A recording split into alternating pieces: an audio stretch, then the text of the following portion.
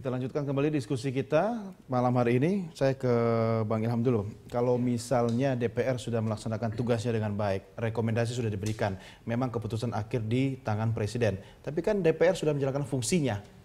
Iya, fungsinya. Cuma sebaik apa fungsi itu dijalankan, ini juga tanda tanya. Bagaimana mengukur baik tidaknya? Enggak, ini berjalan sedemikian cepat, gitu ya.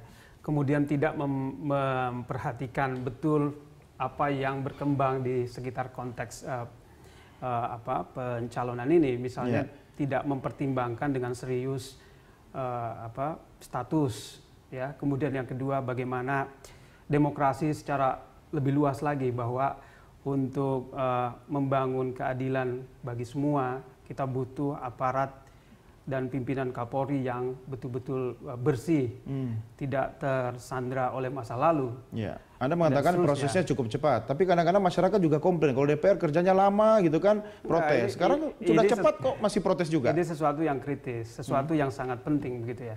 Itu perlu berjalan lebih mendengar lagi aspirasi publik lah, kira-kira begitu. Bagi Anda, dan itu cukup lucu. Apa? DPR itu kan biasanya agak lama begitu ya dalam memproses sesuatu, ini cepat sekali. Ya, mungkin DPR yang sekarang beda gitu kan. Iya. Anda tidak percaya? Sesungguhnya begini, DPR itu mestinya tidak terlepas dari publik.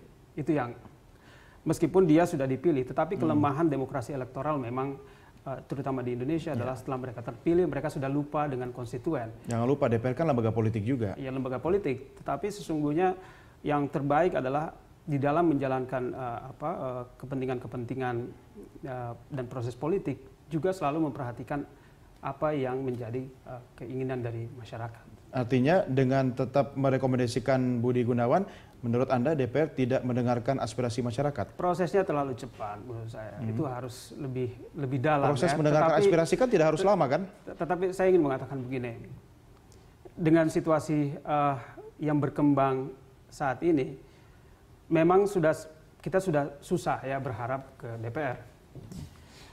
Kita justru berharap kepada Jokowi. Kita semua mencintai penegakan hukum yang berkeadilan, dan kita ingin agar polisi menjadi kembali kepada masyarakat, gitu ya. Artinya kita ingin agar kepolisian menjadi bersih dan juga punya kinerja yang baik. Nah, tetapi akan menjadi susah apabila pimpinannya atau calon pimpinannya tersandra persoalan. Ya, dengan asas praduga tidak bersalah pun?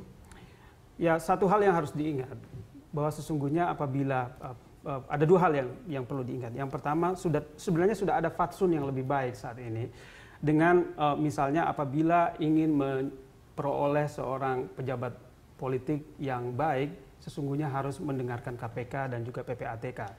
Dan itu sudah dimulai oleh Jokowi sebelumnya. Sayangnya kali ini agak terlewati. Tradisi itu tidak dijalankan. Terlewati. Kemudian yang kedua, kita ingat bahwa di era sebelumnya, tanpa harus mengungkit-ungkit, di era sebelumnya juga penting sekali apabila seorang jadi tersangka kemudian menjadi perhitungan yang sangat besar bagi seorang presiden di dalam mempertimbangkan atau mempekerjakan menteri maupun pembantunya yang lain, termasuk kepolisian. Ya, saya ke Pak Henry dulu. Pak Henry, dengan tetap mengedepankan asas praduga tidak bersalah, kalau memang di polisi sendiri masih ada ratusan orang yang bersih, kenapa kok kesannya tetap memaksakan calon yang dikategorikan? Pak Henry, dengan tetap mengedepankan asas praduga tidak bersalah, kalau memang di Polri sendiri masih banyak, ada ribuan polisi bersih, kenapa tetap dalam tanda petik seolah memaksakan calon tersangka? Oke, pertama begini, saya menjawab kenapa kok DPR terkesan terburu-buru ya. Ya, pertama itu tidak terburu-buru karena agenda DPR ya. Kami ini masa persidangan kedua ini sekarang sampai dengan tanggal 18 tanggal 18 Februari ya. Sementara sebelumnya kami sudah agenda sudah padat sekali sampai dengan tanggal 18 itu sudah terjadwal semua satu. Yang kedua, menurut ketentuan undang-undang lambat-lambatnya 20 hari. Kemudian yang ketiga, di dalam surat Presiden agar dalam waktu yang tidak terlalu lama, itu satu ya. Kemudian bukankah di Polri istilahnya tadi apa masih banyak polisi yang bersih, kan itu ya? Ya, betul. Pertanyaan saya, apakah Budi Gunawan itu kotor? Kan gitu. Kalau tadi kita diawali dengan azas praduga tak bersalah kan gitu. Ya. Nah, besok yang lain diajukan misalnya tiba-tiba ditersangkakan lagi. Kan gitu. Jadi apa bedanya? Itu lain halnya kalau sebelum diajukan oleh presiden, ya sebelum sampai ke DPR pemerintahan presiden orang itu sudah tetapkan sebagai tersangka, itu akan lain, akan berbeda. Sudah barang tentu presiden tidak akan mengajukan nama itu, gitu loh. Jadi di dalam melaksanakan tugas-tugas pemerintahan, dalam masalah berpolitik itu pun masih ada etikanya gitu loh. Ya. Pak Henry, DPR kan bisa saja menunda fit and proper test setelah ternyata di perkembangan di perjalanan mengetahui ada status tersangka dari KPK terhadap Budi Gunawan. Enggak, sekarang begini. Kenapa tidak disimak, tidak diperhatikan apa yang barusan saya ucapkan? Kalau saja ya penetapan sebagai tersangka ini sebelum atau jauh hari sebelumnya sudah barang tentu nama Komjen Paul Budi Gunawan tidak akan diajukan oleh presiden. Terlebih lagi untuk kasus yang katanya sudah diributkan sejak dulu. Dan presiden sudah barang tentu seperti saya katakan tadi, sebelum mengajukan nama itu sudah ada pertimbangan dari Kompolnas.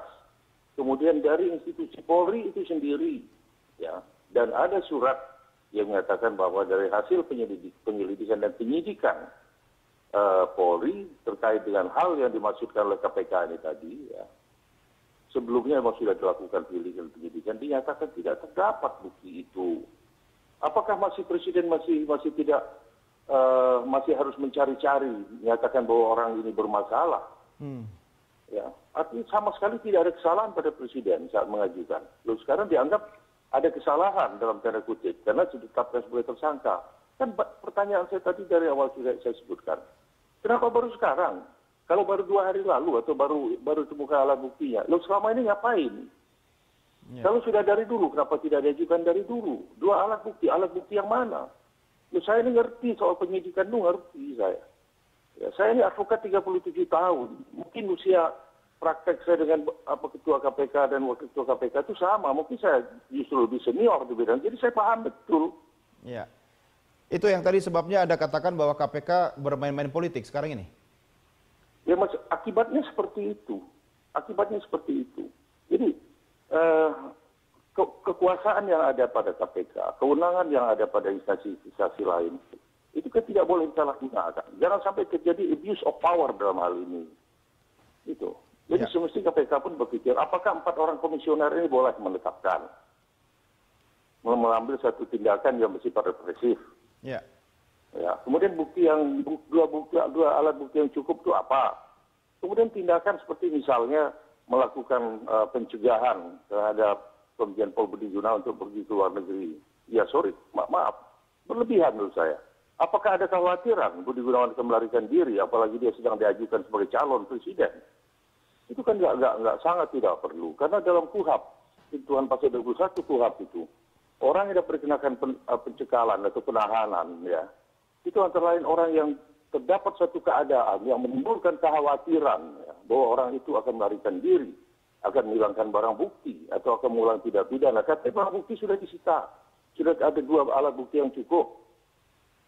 Melarikan diri, ya kita coba menggunakan akal sehat. Apa iya menghadapi kasus ini, kalaupun memang ada kasus dia akan melarikan diri. Jadi mulai timbul berbagai macam spekulasi juga, yang dampaknya justru tidak menguntungkan KPK itu sendiri.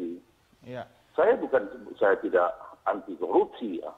Saya tidak pernah ke kantor KPK itu sejak dia berdiri mendampingi klien. Saya tidak pernah ke pengadilan tipikor itu meskipun sekalipun untuk membela perkara korupsi. Jadi jangan dikatakan bahwa saya tidak pro anti korupsi. Saya sangat anti korupsi. Ya, saya atau narasumber. Tapi ada etika yang juga masih harus. Ya, Pak Henry, kita tidak mengatakan Anda tidak anti korupsi, tapi saya pinjam statementnya Bung Ilham yang bersama saya di studio ini. Apakah DPR tidak seharusnya lebih sensitif membaca suara rakyat terkait dengan calon yang diuji? Suara rakyat yang mana, Bung? Rakyat kita ini ada 200 sekian juta orang. Ya. Jangan hanya ada karena kelompok ini kelompok itu bukan suara rakyat. Dan DPR RI itu adalah implementasi dari suara rakyat loh. Ya, ada representasi dari rakyat Indonesia. House of Representative itu. Pak Henry, Suara rakyat yang mana? Rakyat kan terwakili di situ di Dewan Perwakilan Rakyat itu. Iya. Dan yang melakukan fit and proper test itu ada 9 fraksi yang ada di Dewan Perwakilan Rakyat. ya, Hanya satu fraksi Partai Demokrat. Partai Demokrat sendiri mengatakan bahwa 4 komisioner ini tidak sah. Bagaimana? Rakyat yang mana lagi? oke. Ada sekelompok LSM yang mana? Apakah LSM ini mengerti benar duduk persoalannya? Kan gitu. Ya. Jangan ditunggangi oleh orang-orang yang mendapat titipan, sponsor-sponsor. Kabarnya ini nama Budi Gunawan juga sponsornya Bu Mega ya, begitu ya? Itu kan prasangka-prasangka semua itu. Hak kewenangan presiden kok. Bahwa dulu mantan ajudannya Ibu Megawati Soekarno Putri ketika menjabat sebagai Presiden kelima RI, sah-sah saja. Ya. Pada umumnya mantan-mantan presiden kita selalu juga mempromosikan mantan ajudannya. Ya. Pak Henry, berarti kalau presiden misalnya... Ajudan presiden itu adalah perwira menengah terbaik yang dimiliki oleh bangsa. Ya. Pak Henry, Dan tidak beralasan. berarti kalau misalnya presiden pun akhirnya tidak jadi melantik Budi Gunawan, nggak apa-apa dong, kan hak presiden? Ya hak presiden memang. Ya. Memang hak presiden. Tapi idealnya seyogianya dilantik karena sudah meminta persetujuan, sudah diberikan persetujuan oleh DPR.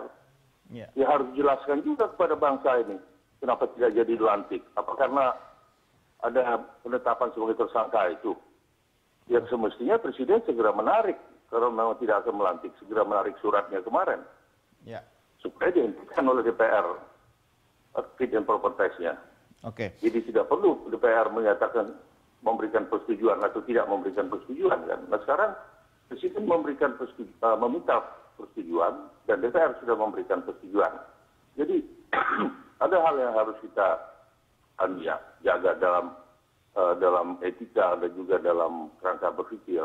Ada orang menyebut Jokowi bukan Jokowi, Presiden Republik Indonesia sebagai kepala pemerintahan dan sebagai kepala negara. Itu loh. Ya. Pak Henry, kalau akhirnya nanti Presiden tidak jadi mengangkat Budi Gunawan sebagai Kapolri, apakah DPR khususnya fraksi PD Perjuangan akan melakukan sebuah aksi politik lanjutan? Dan